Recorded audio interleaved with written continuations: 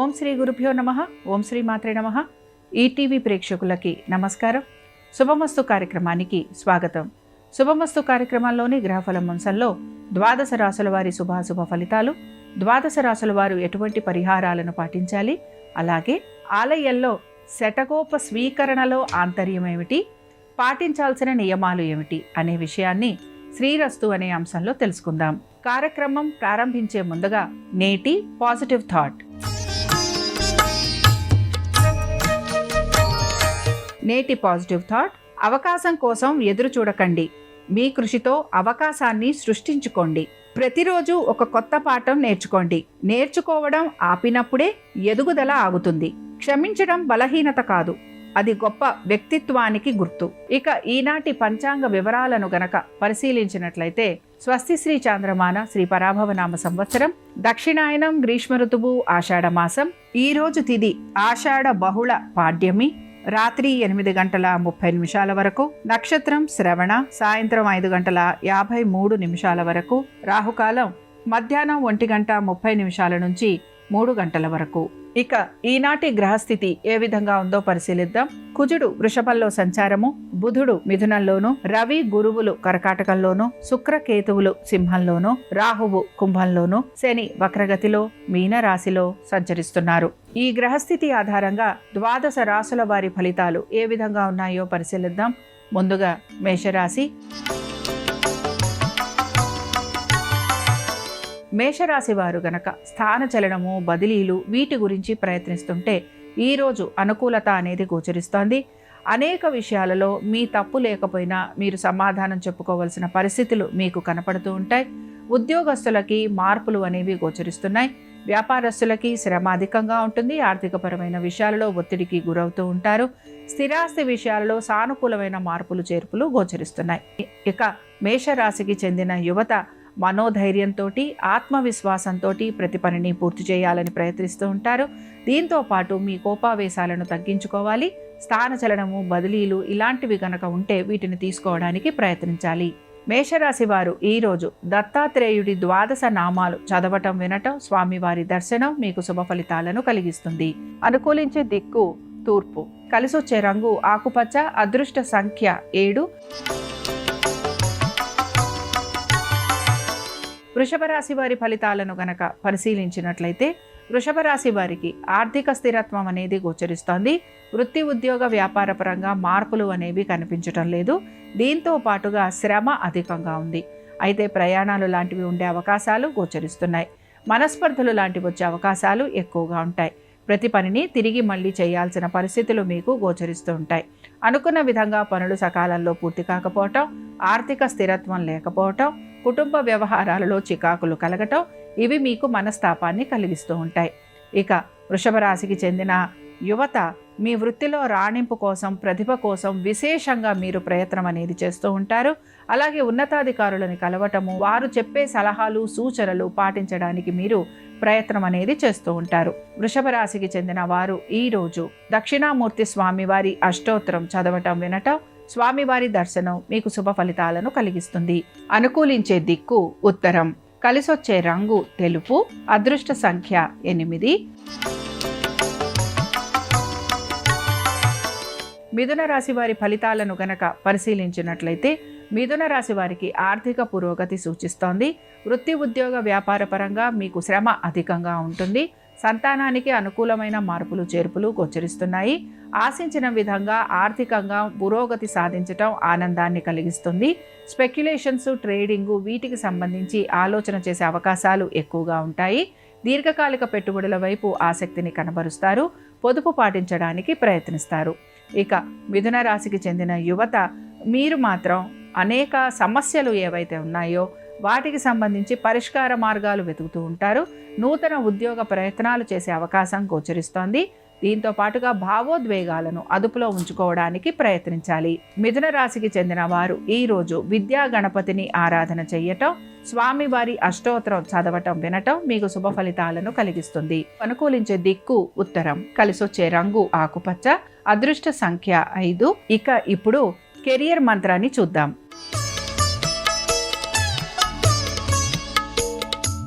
ఈనాటి కెరియర్ మంత్ర: రోజు మీరే మిమ్మల్ని ఒక ప్రశ్న అడగండి, నిన్నటి కంటే ఈరోజు నేను ఏ విషయంలో మెరుగుపడ్డాను అని.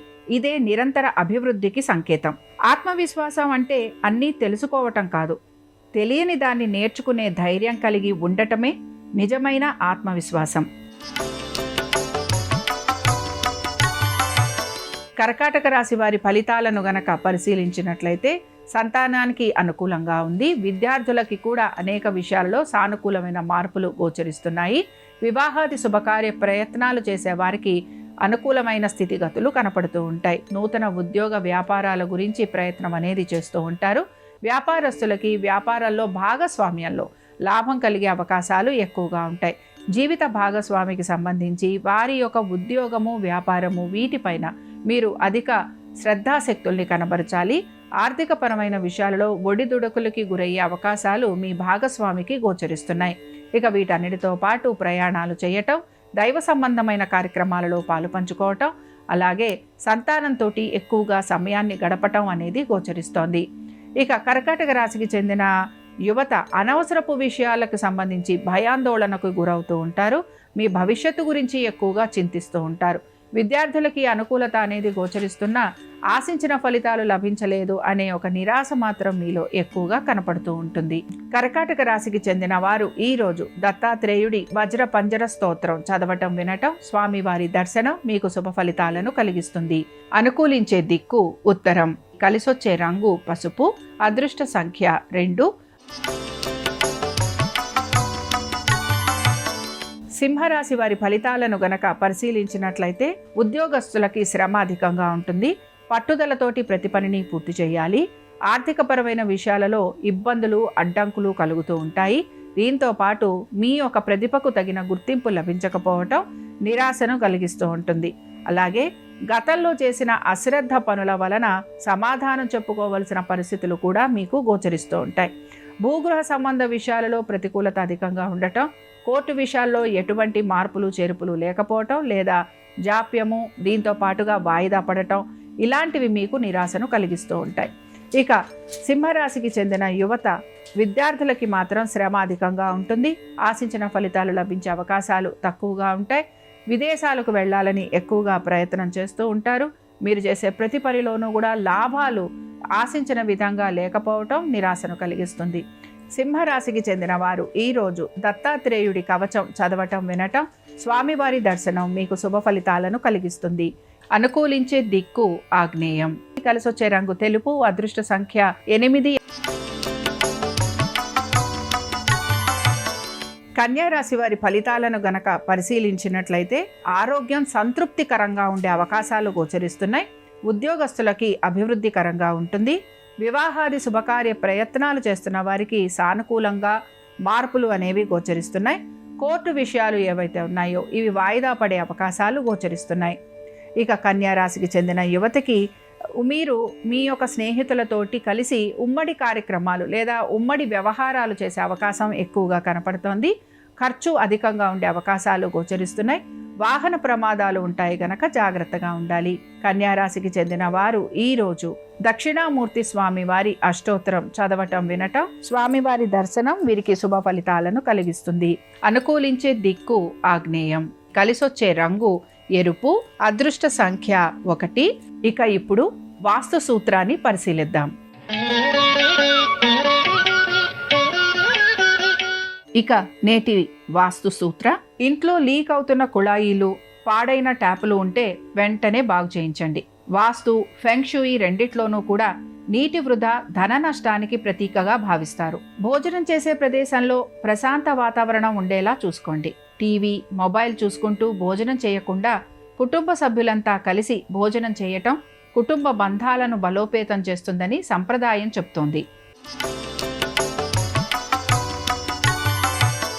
తులారాశి వారి ఫలితాలను గనక పరిశీలించినట్లయితే తులారాశి వారికి ఆర్థిక వ్యవహారాలలో సానుకూలమైన మార్పులు చేర్పులు గోచరిస్తున్నాయి.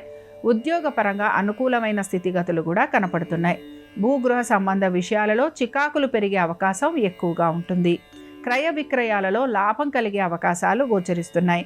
సంతానాభివృద్ధి కోసం మీరు చేసిన పనులు ఏవైతే ఉన్నాయో వాటికి సంబంధించి మీరు అనేక ఆలోచనలు చేసే అవకాశం గోచరిస్తోంది.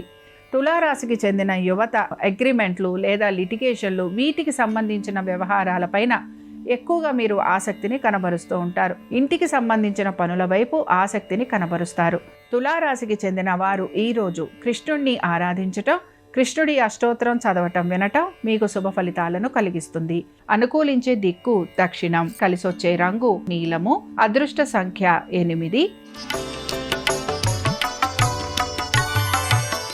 వృశ్చిక రాశి వారి ఫలితాలను గనక పరిశీలించినట్లయితే సంగీత వాయిద్య కళాకారులకి మంచి ప్రోత్సాహం లభిస్తుంది. దీంతో పాటు అగ్రిమెంట్లు ఇలాంటివన్నీ కూడా సమయానికి పూర్తవుతాయి. ప్రచురణలు చేసేవారికి కూడా అనుకూలమైన మార్పులు చేర్పులు గోచరిస్తున్నాయి. విద్యారంగంలో ఉన్న వారికి, టీచర్లకి, ప్రొఫెసర్లకి, అడ్వకేట్స్కి వీళ్ళందరికీ కూడా ఆర్థికంగా అనుకూలత అనేది గోచరిస్తోంది. ఇక వృశ్చిక రాశికి చెందిన యువతకి ఆర్థిక అనుకూలత, ఉద్యోగంలో అనుకూలమైన మార్పులు, దీంతో పాటు గౌరవ మర్యాదలు, పేరు ప్రఖ్యాతులు పెరగటము, విదేశాలకు వెళ్ళే అవకాశాలు రావటం ఇవి మీకు ఆనందాన్ని కలిగిస్తూ ఉంటాయి. వృశ్చిక రాశికి చెందిన వారు ఈరోజు రాఘవేంద్ర స్వామి వారిని దర్శించుకోవటం, స్వామివారి అష్టోత్తరం చదవటం వినటం వీరికి శుభ ఫలితాలను కలిగిస్తుంది. అనుకూలించే దిక్కు ఈశాన్యం. కలిసొచ్చే రంగు తెలుపు. అదృష్ట సంఖ్య 2.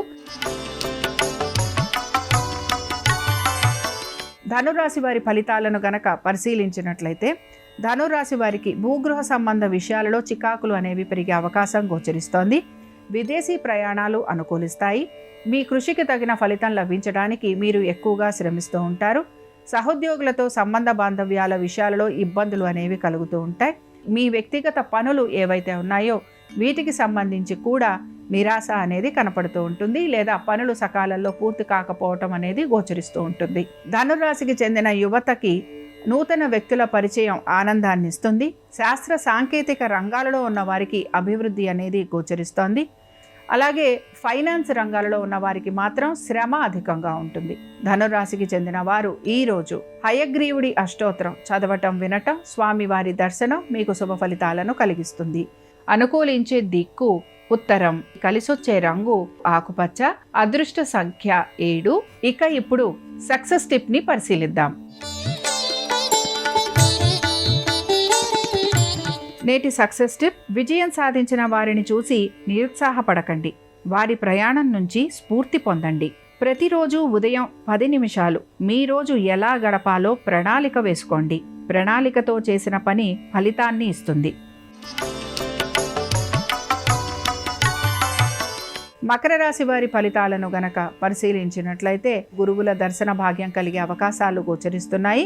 కుటుంబ సభ్యుల మధ్యన ఏకీభావం అనేది కలుగుతూ ఉంటుంది. ఇక వీటన్నిటితో పాటు మీకు అనేక విషయాలకు సంబంధించి మీ యొక్క కుటుంబ సభ్యుల సహాయ సహకారాలు కూడా అందుతూ ఉంటాయి. ఉద్యోగస్తులకి శ్రమ అధికంగా ఉంటుంది. హఠాత్తుగా ఉద్యోగాలు లాంటివి కోల్పోయే అవకాశాలు గోచరిస్తున్నాయి. ఆరోగ్యానికి సంబంధించి జాగ్రత్త వహించాలి. మకర రాశికి చెందిన యువత ఆరోగ్యం గురించి జాగ్రత్త వహించాలి. అలాగే మీ నైపుణ్యానికి సంబంధించి మీరు మార్పులు చేర్పులు చేసుకోవడానికి ప్రయత్నించాలి. మకర రాశికి చెందిన వారు ఈరోజు విద్యా గణపతిని ఆరాధన చేయటం, స్వామివారి అష్టోత్తరం చదవటం వినటం మీకు శుభ ఫలితాలను కలిగిస్తుంది. అనుకూలించే దిక్కు ఆగ్నేయం. కలిసొచ్చే రంగు తెలుపు. అదృష్ట సంఖ్య 4. కుంభరాశి వారి ఫలితాలను గనక పరిశీలించినట్లయితే ఆర్థిక వ్యవహారాలలో అనుకూలత అనేది గోచరిస్తోంది. వృత్తి ఉద్యోగ వ్యాపార పరంగా మార్పులు అనేవి ఏవి కూడా గోచరించడం లేదు. అనుకున్న పనులన్నీ సమయానుకూలంగా పూర్తి చేయడానికి ఎక్కువగా శ్రమిస్తూ ఉంటారు. అయితే మీకు సంఘంలో గౌరవ మర్యాదలు పెరగటము, అలాగే మీ మీద వస్తున్న అపవాదులు ఏవైతే ఉన్నాయో వాటిని కూడా మీరు జయించడానికి ప్రయత్నిస్తూ ఉంటారు. ఇక దృష్టి దోషము, నరఘోష అధికంగా ఉండటం వలన శారీరకపరమైన ఇబ్బందులు మీకు కలుగుతూ ఉంటాయి. కుంభరాశి వారు మాత్రం మీ సమస్యలను పరిష్కరించుకోవడానికి ప్రయత్నం అనేది చేస్తూ ఉండాలి. మీ సహోద్యోగులతోటి ఎటువంటి ఇబ్బందులు ఉన్నా వారితోటి కలిసి ఉండేందుకు ప్రయత్నించాలి. కుంభరాశికి చెందిన వారు ఈరోజు సరస్వతీదేవి ఆరాధన చెయ్యటం, అమ్మవారి అష్టోత్తరం చదవటం వినటం మీకు అనుకూలంగా ఉంటుంది. అనుకూలించే దిక్కు ఈశాన్యం. కలిసొచ్చే రంగు ఆకుపచ్చ. అదృష్ట సంఖ్య 3. మీనరాశి వారి ఫలితాలను గనక పరిశీలించినట్లయితే ఆవేశంలో ఎటువంటి నిర్ణయాలు తీసుకోకూడదు. అకాల భోజనం వలన శారీరక శ్రమ అధికంగా ఉంటుంది. దీని వలన అలసట కూడా మీకు కలుగుతూ ఉంటుంది. ప్రయాణ సంబంధంగా ఖర్చులు అధికంగా ఉండే అవకాశాలు గోచరిస్తున్నాయి. స్థిరాస్తులకి సంబంధించి మార్పులు చేర్పులు ఉండటం లేదా స్థిరాస్తులు కొనుక్కోవాలని నూతన రుణ ప్రయత్నాలు లాంటివి చేసే అవకాశాలు ఎక్కువగా ఉంటాయి. మీ స్వవిషయాల గురించి ప్రత్యేక శ్రద్ధాశక్తుల్ని కనబరచాలి. భవిష్యత్తు గురించి ఎక్కువగా ఆలోచన అనేది చేస్తూ ఉంటారు. పొదుపు పాటించడానికి ప్రయత్నించాలి. మీనరాశికి చెందిన యువత బద్ధకాన్ని వదిలి సమయాన్ని సద్వినియోగపరుచుకోవాలి. ఆర్థికపరమైన విషయాలలో జాగ్రత్త వహించాలి. మాట్లాడేటప్పుడు కూడా జాగ్రత్త వహించకపోతే ఇబ్బందులు మాత్రం కలుగుతాయి. ఇక మీనరాశికి చెందిన వారు ఈరోజు హయగ్రీవుడి అష్టోత్తరం చదవటం వినటం, స్వామివారి దర్శనం మీకు శుభ ఫలితాలను కలిగిస్తుంది. అనుకూలించే దిక్కు నైరుతి, కలిసొచ్చే రంగు ఎరుపు, అదృష్ట సంఖ్య 1. ఇవి ద్వాదశ రాశుల వారి ఫలితాలు. ఈరోజు గురువారం. ద్వాదశ రాశుల వారికి దత్తాత్రేయుడి అనుగ్రహం పరిపూర్ణంగా కలగాలని ఆశిద్దాం. అలాగే వృత్తి ఉద్యోగ వ్యాపారాలలో అనుకూలమైన మార్పుల కోసం శ్రీదత్త శరణం మమ అనే మంత్రాన్ని జపించుకోవాలి. శ్రీరస్తు శుభమస్తు. దేవాలయంలో శఠగోపానికి ప్రత్యేకమైన ప్రాధాన్యత చెప్పడం జరిగింది. శఠగోపాన్ని షడగోప్యము అనే పేరుతో పిలుస్తారు. 6 రకాలైనటువంటి అరిషడ్వర్గాలను అధీనంలో ఉంచే శక్తి శఠగోపానికి ఉంటుంది కాబట్టి దీన్ని షడగోప్యము, షడగోప్యము అనే పేర్లతో కూడా పిలుస్తారు. మనస్సులోనే దైవాన్ని రహస్యంగా మనలో ఉన్న అభీష్టాలను చెప్పుకోమని చెప్పటానికి సంకేతంగా దీన్ని షడగోప్యము అనే పేరుతో కూడా పిలుస్తారు. దేవాలయంలో శఠగోపాన్ని గమనించినట్లయితే దాని మీద దైవం పాదముద్రలు మనకు దర్శనమిస్తాయి. శఠగోపాన్ని పూజారి గారు శిరస్సు మీద ఉంచినప్పుడు ఆ దైవాన్ని మనం శిరస్సు మీద మోస్తున్నామన్న భావనలో మనస్సులో నమస్కారం చేసుకున్నట్లయితే దైవం సంపూర్ణమైన అనుగ్రహానికి ప్రతి ఒక్కరూ సులభంగా పాత్రలు కావచ్చు. అలాగే వైజ్ఞానిక పరంగా కూడా ఈ శఠగోపం అనేక రకాలైన లోహాలతో తయారు చేయబడి ఉంటుంది. దైవం సమీపంలో ఈ శఠగోపాన్ని శిరస్సు మీద ఉంచినట్లయితే విగ్రహం అంటే విశేషమైన శక్తి కలిగింది కాబట్టి దైవ విగ్రహం శక్తి మొత్తం కూడా శఠగోపం ద్వారా మన శరీరంలోకి ప్రవేశించి సానుకూల ఫలితాలను కలిగింపజేస్తుంది. అందుకే దేవాలయానికి వెళ్ళినప్పుడు మూల విరాట్ విగ్రహాన్ని దర్శనం చేసుకున్నప్పుడు శిరస్సు మీద తప్పనిసరిగా శఠగోపాన్ని ఉంచేలాగా చూసుకొని దైవానికి మనస్సులో నమస్కారం చేసుకోవాలి. దానివల్ల ఇంద్రియ నిగ్రహం పెరుగుతుంది. మనస్సులో ఉన్న అభీష్టాలు త్వరగా నెరవేర్చుకోవచ్చు.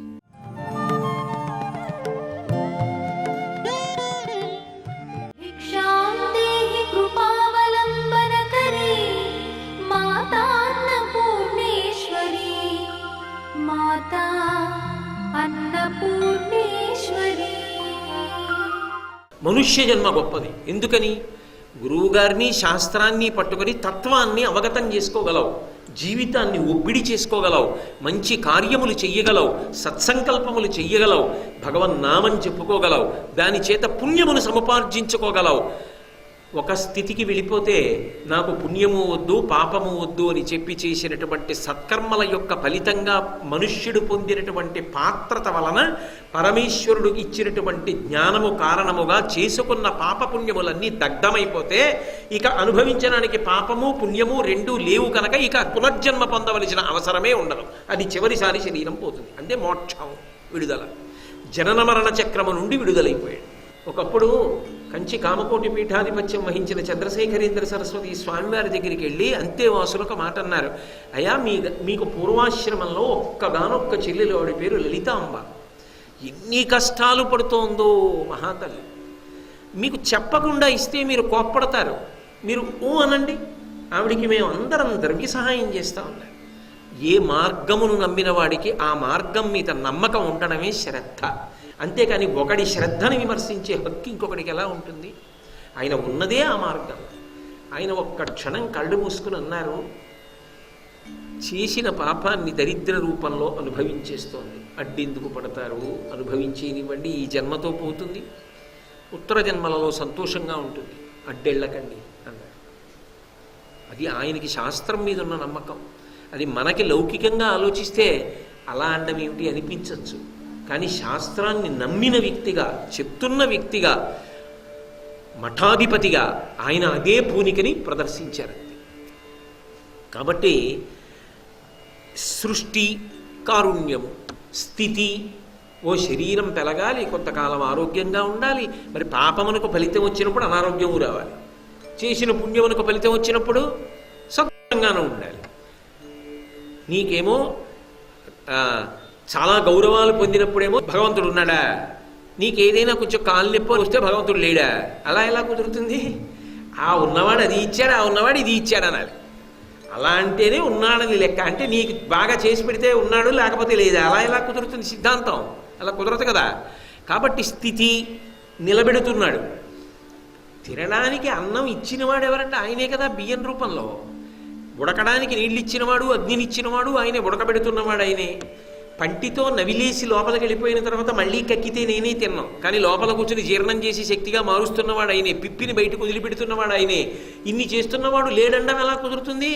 ఊపిరి ఆపుతున్నానన్నప్పుడు ఊపిరిని కొనసాగించుకోగలిగిన వాడు ఇప్పటివరకు ఎవడైనా ఉన్నాడా లోకంలో? 1,000,000 మంది వైద్యులు కూడి వచ్చినా కానీ మరణమయ్యడి వ్యాధి మాన్పలేరు. కాబట్టి ఉన్నాడని నమ్మడం ధర్మం, ఉన్నాడని నమ్మడం భక్తుడి యొక్క విశ్వాసం. కాబట్టి స్థితి నిలబెట్టడంలో కారుణ్యం ఉంది, లయ పడగొట్టడంలో కారుణ్యం ఉంది. అందుకే సనాతన ధర్మంలో గొప్పతనం ఏమిటంటే మృత్యువు దేవత. భగవంతుడు దయతో విడిపించేస్తాడు.